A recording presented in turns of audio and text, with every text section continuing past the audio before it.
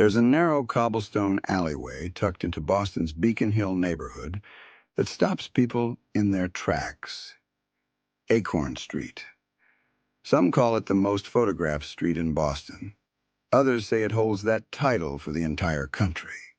The stones beneath your feet were laid in 1823, exactly 200 years ago, and they're still the original ones. That makes this one of the last authentic cobblestone streets left in the nation. Back in the 1820s, this place went by a different name, Kitchen Street. People who lived here were cooks and coachmen, workers who served the wealthy families in the grand mansions nearby. Some of those buildings doubled as horse stables. You can picture it, right? The smell of hay mixing with coal smoke, servants hurrying up and down these uneven stones at dawn. But there's a deeper story here. Before the Civil War, this part of Beacon Hill was home to the largest African-American community in Boston. Free black residents lived along these blocks and worked in the homes further up the hill. A few blocks away stood the African Meeting House. Frederick Douglass spoke there. So did William Lloyd Garrison. The people of Acorn Street, of Kitchen Street, they would have walked those same stones to hear those voices, to be part of something. Now about those cobblestones. The word cob comes from Old English, meaning a rounded mass or lump. These aren't uniform cut blocks, what stonemasons call sets.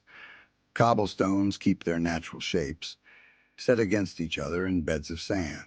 That's why the surface feels uneven, almost alive under your shoes. Coastal schooners hauled these particular stones down from Maine, and every single one of them is still here. They almost weren't, though. In the 1980s, the city wanted to pave over everything, smooth it out, make it easier for cars. The residents pushed back. They formed the Acorn Street Association and retained ownership of what's technically a private way. That's how they stopped Boston from burying 2 centuries of history under asphalt. Today, 9 brick row houses line the street, federal style, with antique gas lamps and colorful doors.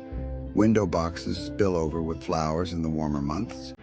Behind the brick walls on the north side, you'll find hidden gardens, little private escapes that most visitors never see. These homes run anywhere from 2,000 to 3,000 square feet, assessed between $1 and $6 million. Not bad for a place that started out housing the help. But money aside, what draws people here is something harder to pin down. Maybe it's the way the light catches the uneven stones in the early morning.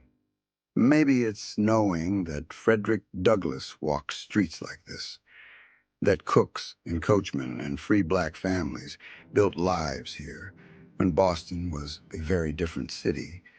200 years of footsteps worn into rock hauled from the Maine coast. That's not a photograph. That's something you have to feel. If you enjoyed this, hit that like button and subscribe for more stories like this one. Thanks for watching.